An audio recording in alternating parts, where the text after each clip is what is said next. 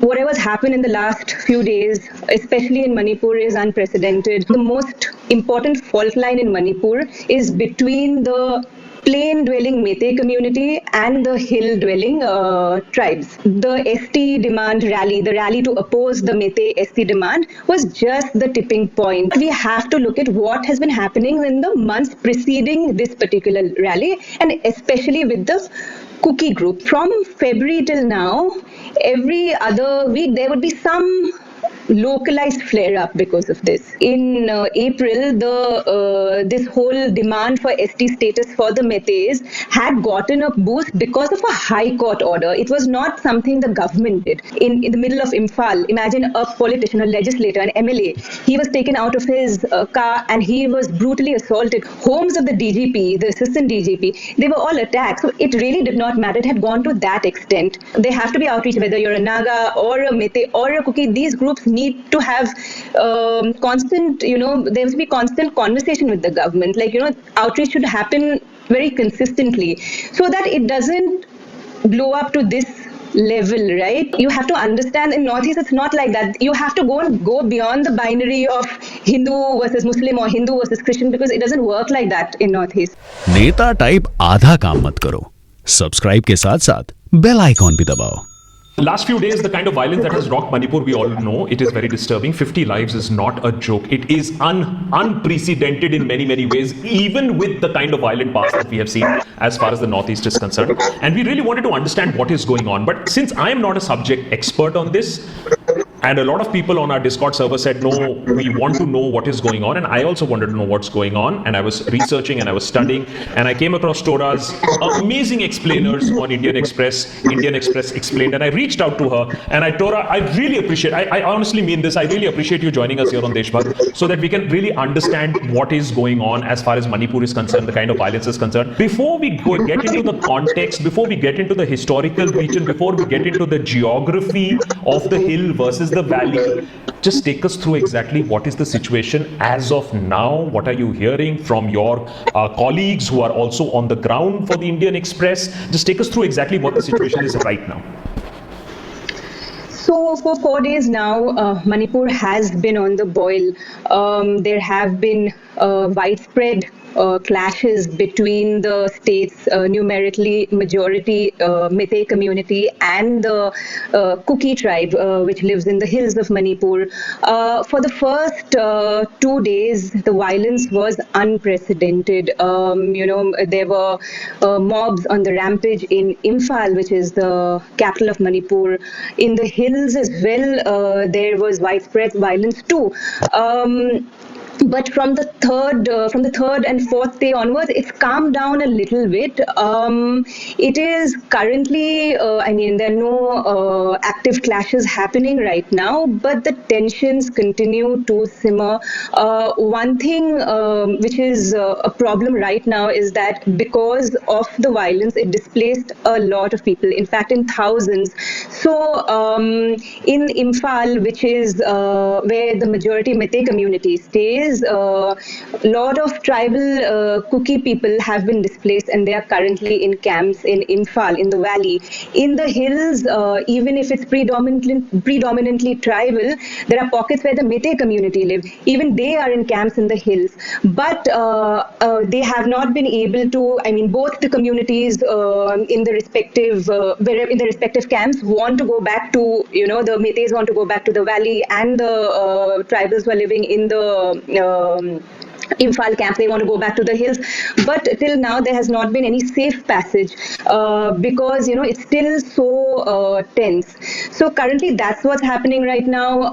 The center has appointed 2 security advisors. They are on the ground. The army is currently also, helping out, rescuing people, maintaining the peace. But it is still a very sensitive situation. Even for Northeast, which is an area known for a history of insurgencies, conflict, a lot of militarization, whatever's happened in the last few days, especially in Manipur, is unprecedented. I think in the last 4 or 5 years, it has been relatively peaceful in Manipur. There have been no large-scale ethnic violence, which used to happen quite frequently in the state. But so when this comes at this time, and this happens, and it happens at such a large scale, with 50 people dead, I think more than 50. In fact, homes have been razed to the ground. Places of worship have been torched. So, this is even more striking because it's come after a time of relative peace. So, to answer your question, things are calmer, but it's still pretty sensitive even now. So now I know this may sound, for a person who's covered the Northeast for so long, a person who is from Assam, but consider me as this novice North Indian guy who does not know anything about the Northeast. And one of the reasons why I wanted to chat with you is because I have covered elections in the past in Manipur, and I know how complex the situation gets there. And I did not even want to try and get that into a 10-15 minute video. But it is very important for somebody who doesn't understand that area to explain the context of Metis, of the cookies, of the hill people. So before we get into the politics and the context of it, can we just talk about the geography that makes this whole issue so complicated? Right. So Manipur is basically a valley surrounded by hills. There are 16 districts in Manipur, and these districts are divided as the valley areas and the hill areas. Now, that's important because of the demographic in each of these areas. So the valley is basically where the numerical majority, the Metis, stay, in the Imphal Valley. In the hill areas which surround the Imphal Valley are home to the tribes. In the north, there are the Naga tribes, and in the south are the Kuki-Zomi tribes, right? And basically, even if the hills are, they account for 9/10 of the state's area, but the population in the hills is sparse. Okay, but the valley is a smaller parcel of land. Okay, but here the majority of the state's population stay in the valley. So the Metis account for more than 60% of the population. So the valley is an area which is more densely populated. The hill areas, even if they are larger, you find lesser population in the hill area. So this is the geographical division of Manipur. And how has this geographical division created a social division between the hill people and the valley people? This is the very old, the most important fault line in Manipur is between the plain-dwelling Metis community and the hill-dwelling tribes. The power center, the seat of power is in Imphal, which is in the valley, the capital of Manipur. So there has been a long, perception among the hill tribes, both the Nagas in the north and the Kuki-Zomis in the south, that the Metis wield more political and economic power. This is for a number of reasons. The hills feel that they lag behind in development. They feel that even in the state assembly, which has 60 members, so the valley sends 40 MLAs, while the hill sends 20. So that's also a political division. Apart from that, the hills have often felt that, even in terms of, say, the state budget, that the valley gets more than the hills. So for long, there has been this feeling of left behind, that we are left behind by the hill tribes. So that is the hill tribes' perspective. On the other hand, the Metis who stay in the Imphal Valley, they also feel that their community is under threat because of, say, infiltration or illegal immigration into the hills. That's what they feel. Now we understand that there is, why I find this a little funny, and maybe a smile crept on my face, is because when you're talking about the hill people feeling insecure, then the valley people, the plains people are also feeling insecure.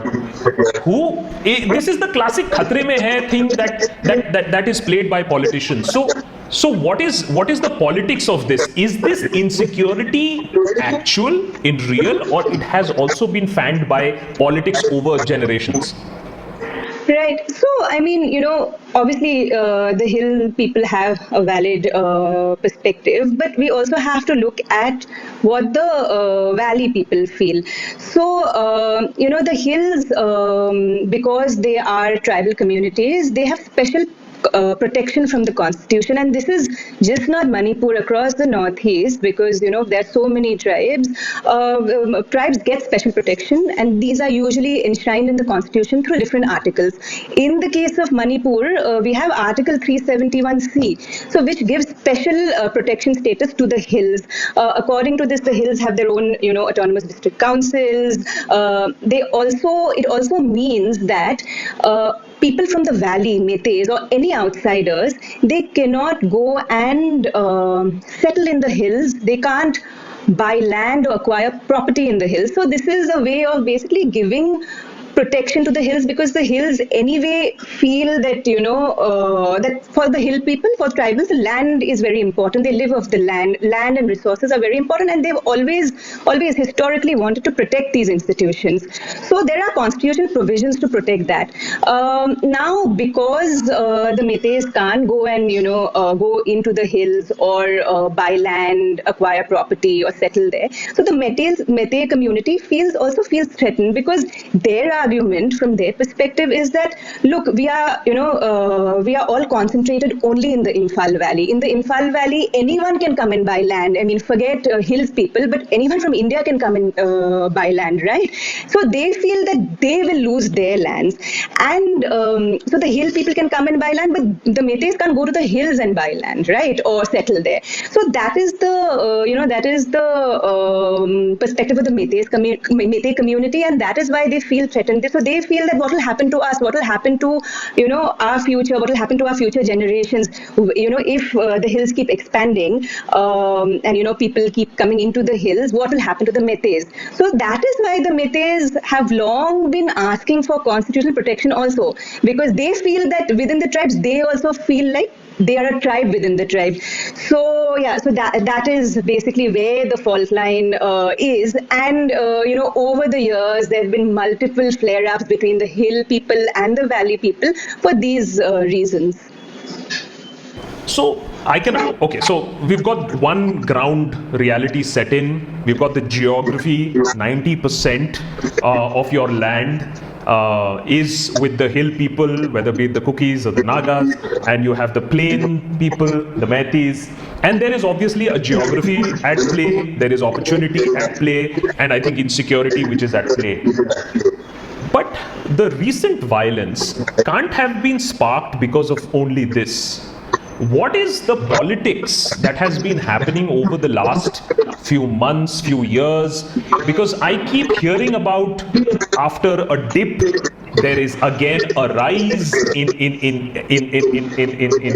people being angry against the system and wanting to take up weapons. So just take us through exactly what has happened to further create a sense of insecurity.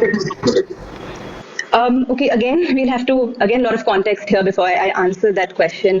So, as I said, valley, and encircling the valley are the hills. The hills have two predominant tribes, the Naga tribes in the north and the Kuki-Zomi tribes in the south.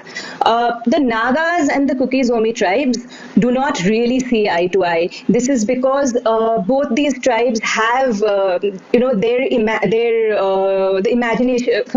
their understanding of their imagined homelands sort of overlap each other. So the Nagas and Kukis also have long-standing conflict. Okay, we must remember that. And in the 1990s, there was widespread violence. With what people say that the Naga insurgent groups had attacked Kukis, and over this region, over this particular reason. So that's one. But however, these two groups do sometimes, rally behind common causes, and this ST demand, because, if Meitei is getting ST status will affect tribal groups across Manipur, right? So in this particular demand, they find a common cause. But otherwise, these two tribes don't get along at all.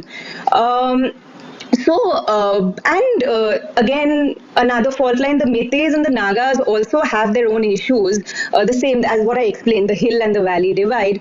But both the Meitei groups and the Naga groups somewhat view the Kuki groups as not indigenous to Manipur. So they sort of, agree on that. So now, what has been happening? I'd say the ST demand rally, the rally to oppose the Meitei ST demand, was just the tipping point, because that was the trigger which, that particular rally went violent and it spread to all parts of Manipur. But we have to look at what has been happening in the months preceding this particular rally, and especially with the Kuki groups. Okay, so now again context, because the Kuki tribe belongs to the larger Zo ethnic umbrella. So these are usually known as the Kuki Chin Mizo groups. These tribes, it's a number of tribes, they basically root their origin to the Zo umbrella, as I said, and they live in Mizoram. The Mizos are also part of this umbrella. Then they live in Manipur, in Churachandpur, and also across the border in Myanmar, right? And all this major tribal group, they share deep ethnic bonds. So for them, these international boundaries and borders, they don't matter at all, because they have kinship ties, ethnic ties. So they have, like, across the border, their relatives across the border. Anyway, so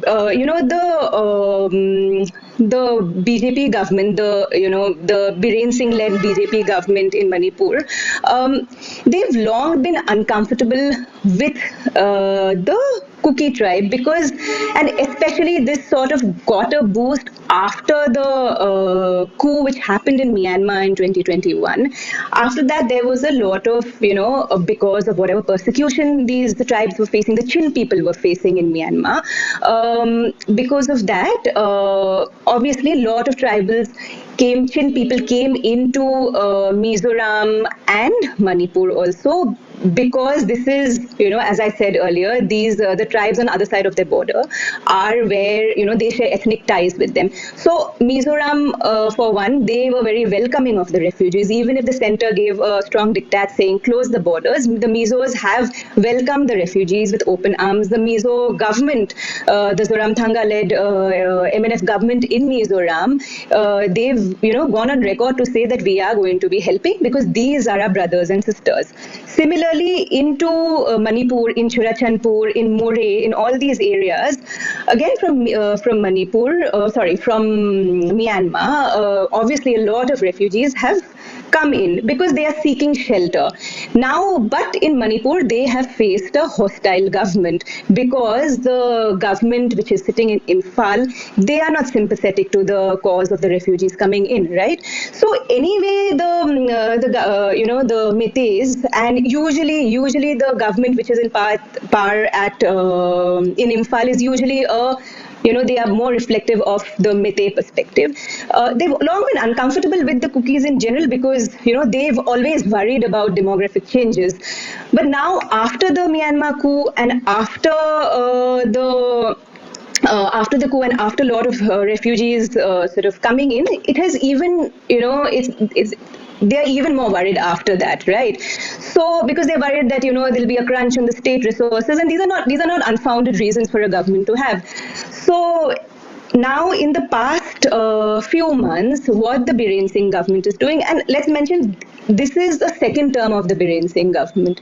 In this particular election, which was in March 2022, he came back with a thumping absolute majority. So this is also a more, let's say, a more confident, government. And so what happened was, in the last few months, they have been carrying out a series of measures which has made the Kuki people in Churachandpur and surrounding districts unhappy. So because they are so worried about... Explain these measures. What are these measures? The survey, is that what you're talking about? Yeah, survey is just one more thing, but there are others as well. So, because because they feel that there are after the coup there are illegal immigrants among the Kukis and the Kuki community in Churachandpur, in Morhe, they are sheltering people from across the border. The chief minister has gone on this like massive crackdown. So number one, what he has done is, first of all, has been a push for an NRC. Like in Assam, there the government has been saying that we'll do an NRC, we'll see who's legal, who's illegal. So that's one. Number two, they've carried out several eviction drives in forested areas where Kukis have settlements. And the government has been saying these are reserved forests, and people can't be staying here. So a lot of eviction drives have happened, and for Kukis and other tribal groups also, these forested these forested areas, they believe to be their ancestral lands. As I said earlier, tribal communities in the northeast have major, let's say, affinities and links to the land they stay on. It's very important for them. Third, there have been a number of church demolitions as well in the past few months. I think 3 church demolitions, again, which the Kukis have seen as an attack on them. And this, I mean, the reason for this was because apparently it was built on illegal land and things like that. Number 4, which is also very important, Biren Singh government has done a massive crackdown on poppy cultivation. Okay, now poppy cultivation, large parts of the Churachandpur hills have poppy plantations, and the government alleges that these poppy plantations are run by drug lords. The center also feels that with this money is what is fueling whatever remaining insurgencies that are still active over there. The money from poppy cultivation and drugs business is sort of fueling all that. So all these things together, they've been sort of carrying it out in the last few months, and from February till now, every other week there would be some localized flare up because of this, and I mean, thankfully they would all be contained, but covering the region, and we still had to write about it, even if rest of the country wasn't really interested at that point. But we knew that the Kukis were upset with the way the Biren Singh government was handling the situation. In March also, another eviction had happened in February in Churachandpur, in this particular forest area. Following that, they had called for a protest. That protest had, again, there were clashes in the protest, and after that, the Biren Singh government had also, following the violence in the protest rally, the Biren Singh government also pulled out of a very important peace agreement with the Kuki insurgent group, which was the suspensions of operations agreement. He unilaterally just pulled out of this and said that these insurgents are the ones who are sort of inciting the local people, they're inciting the protesters. So all these things were happening, and the Kukis felt that they were being attacked in all ways. Number one, that they were illegal. Frequently, the chief minister would say that there are illegal immigrants among them. All the evictions which happened where they were seen as an attack on their land, church demolition. So all of that put together. And finally, the withdrawing from the suspension of operations agreement. This also just reflects how, out of touch, the government was with the Kuki population as a whole. So all these things were building up. Even before what happened on 3rd of May, even before this protest rally, the week before that, Biren Singh was supposed to go to Churachandpur to inaugurate some sort of an open gym. Even his visit was, people were so angry at him that his visit couldn't happen because that had also turned violent. And in fact, even the week before this, there was Section 144 clamped in Churachandpur. Internet was also cut off. So, as I said, all this was long building up, and it was basically, you can call it the Kuki population, the Kuki tribal groups were up against the BJP government. But this just whatever you are telling me for a person sitting in Delhi, it has a very similar echo of what happened in Assam in terms of all the land that was taken back and settlements that was demolished, apparently Bangladeshis, etc., etc. And those moves by Hemant Biswa are very, very popular in Assam. So, was this a political move, or was this a genuine move to ensure peace in the state, or did it have a political tone to it also? Is that here is one group and I'm going to target this group? See, what I said earlier was that the seat of power is in Imphal. The government, even if, Biren is seen as the rare Meitei chief minister who actually did tribal outreach to the hills people, okay? I mean, that's, in fact, he had this flagship program called Go to Hills, which was sort of aimed at bridging this hill-valley divide. So despite all that, the government in Manipur ultimately reflects Meitei majoritarianism, right? So at the end of the day, even if he was doing outreach to tribal groups, he says he wanted to sort of bridge this divide between hill and the valleys. At the end of the day, I think while he was doing all of this, he was also thinking for his community as well, right?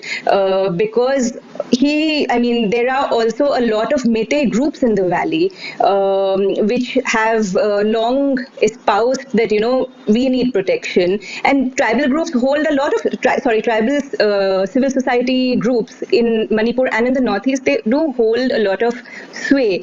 So even they have been constantly pressurizing the government about this, right?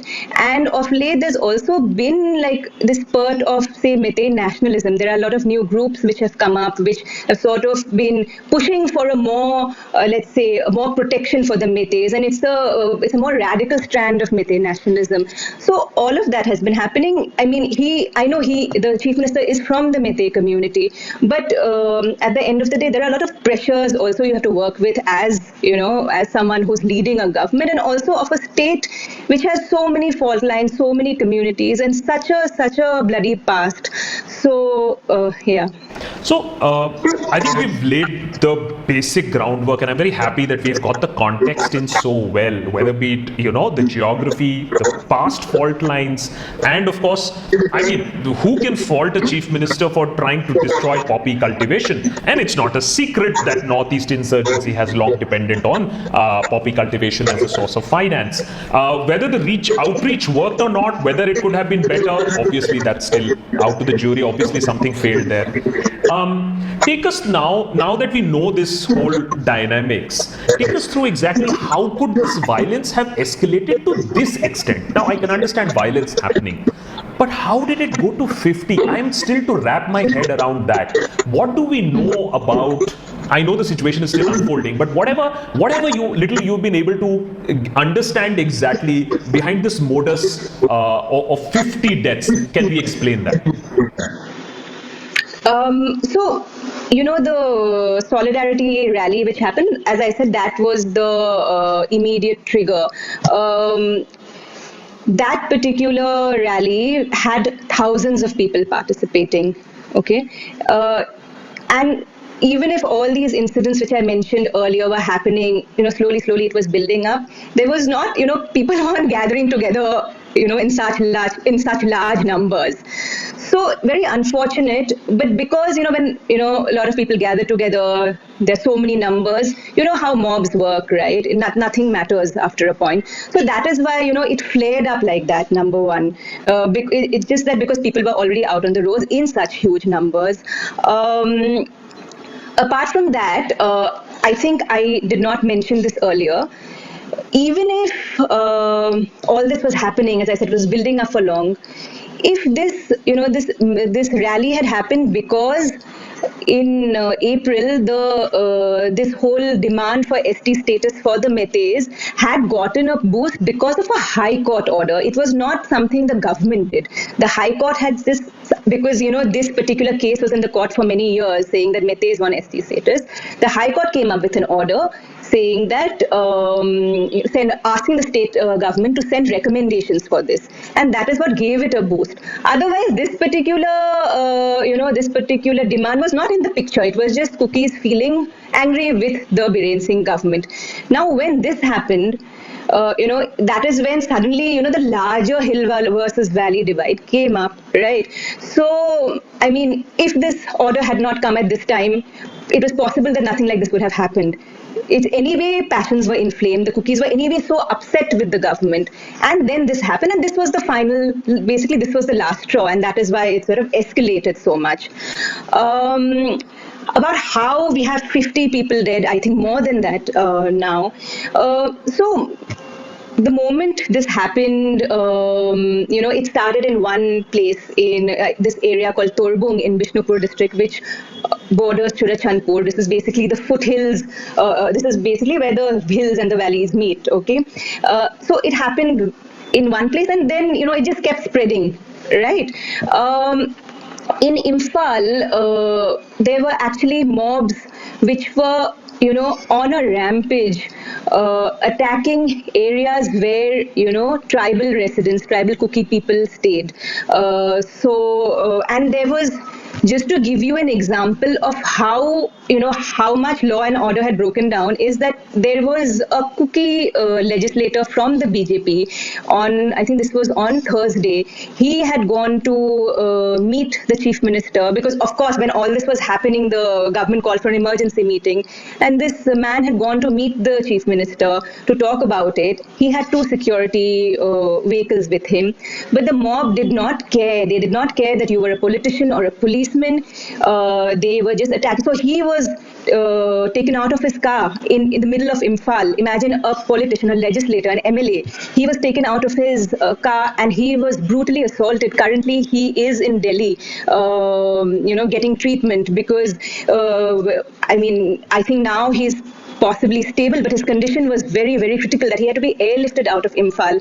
So this just gives you a sense of how the complete breakdown of law and order. The mob did not care. Apart from that, lot of the policemen in Manipur, most of them are from the Kuki community. Homes of the DGP, the assistant DGP, they were all attacked. So it really did not matter. It had gone to that extent.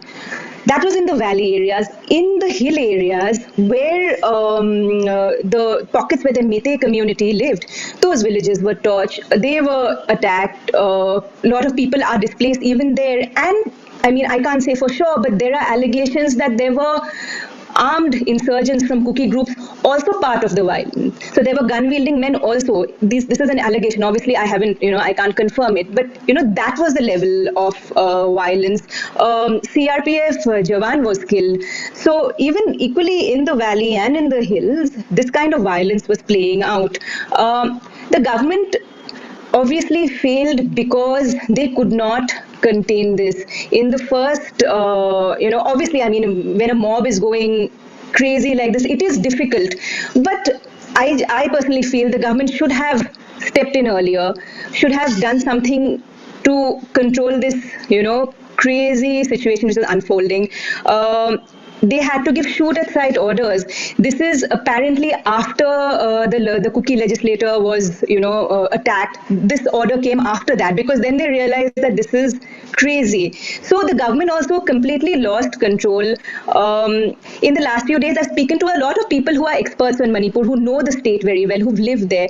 So all of them, most people have said that you can't take peace for granted in Manipur. It did come after a time of relative peace. Yes, things were looking better, but you should know that the state has a very, very troubled past. Insurgencies are still active. There are contesting, ethnic aspirations. So all of that have to be kept in mind all the time when you are governing a place like this. The chief, as I said earlier, a lot of civil society groups hold sway in these in this part of the country. So the government needs to constantly maintain, channels with these civil society groups.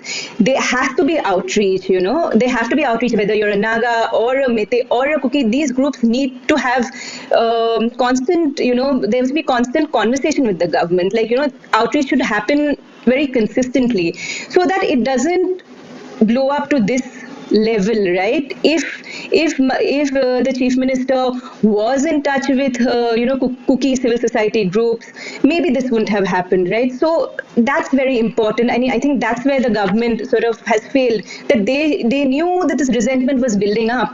Because, as I said, every other week there would be some localized, some flare up would happen.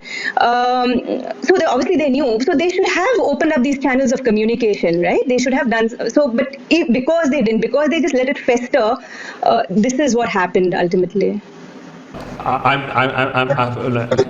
From the national political perspective, I'm not surprised, because it's my way or the highway these days, and that's exactly what seems to have happened there with this disastrous consequence.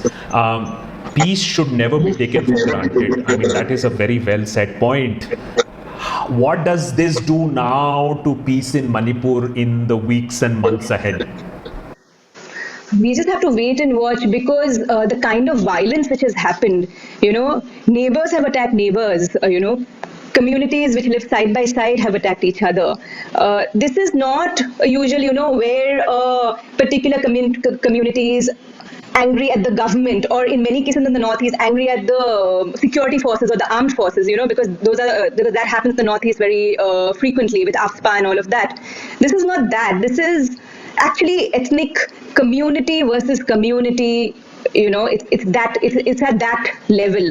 So it is not anger against just the government. Communities are currently in conflict. So I mean, it has to be more outreach. These civil society groups, which local populations look up to, they should be talking. They should be bringing these communities together. There should be, an effort so that these different warring clans and communities, they talk, and some sort of solution is reached. Because at the end of the day, they will be living side by side for as long as we can see, right? So that kind of dialogue must be created right now, and the government, as well as civil society groups, student organizations, which are again very important in the Northeast, they have to come together to start this kind of a dialogue.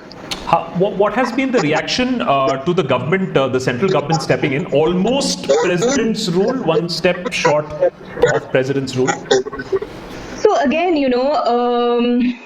the central government, since 2014, they do keep saying that, after the BJP government has come to power, the center, Northeast is peaceful again. It is true that Northeast has been relatively peaceful in the last decade or so, but that's not just because of one government. It has been, insurgencies have lows and highs, and, it's just been emerging out of the conflict situation, and that's a gradual process. It's not because of one government or one state government or one central government. But anyway, still, in the last few elections, assembly elections, we have seen Manipur and other northeastern states voting BJP into the power, and this is because these communities, after a history of so much strife and so much conflict, they see hope in the BJP, and they want some sort of normalcy, which the BJP keeps espousing. So, but now the fact that they've almost had to promulgate these articles, which are very rare, that reflects that that even the center has to engage more deeply with the Northeast. Obviously, there's one thing to build roads and infrastructure, which, I'd give the center that, I'd give the BJP government that, because, after, in the last few years, infrastructure has developed in the Northeast a lot. Even when I travel around, I can see the change because I have lived here before, right? I've grown up here. But apart from these cosmetic changes, they need to go deeper. They need to engage with tribal communities. They need to understand the tribal bond with land, with their resources. And, only then that true peace will come to the Northeast, I think. I'm asking this question. See, some of the questions I'm asking is anyway stupid, but the last question I'm asking is because I see it being reflected in the national media. And you know, the national media has certain preoccupation about some communities and some people. And there is an attempt to say, no, this is an outsider created issue. This is people from Myanmar who have created this issue. Outsiders are creating problem. So, I mean, could you just take us through, I mean, if you hear something like that on this channel? Yeah, I mean, that's a very convenient way of explaining it, right? But it discounts what I was saying earlier, the ethnic bonds tribes and communities across borders share in the Northeast. For them, state boundaries and international boundaries don't matter, right?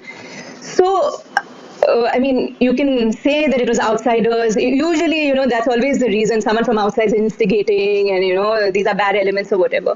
But again, you have to understand in Northeast, it's not like that. You have to go beyond the binary of Hindu versus Muslim or Hindu versus Christian, because it doesn't work like that in Northeast, right?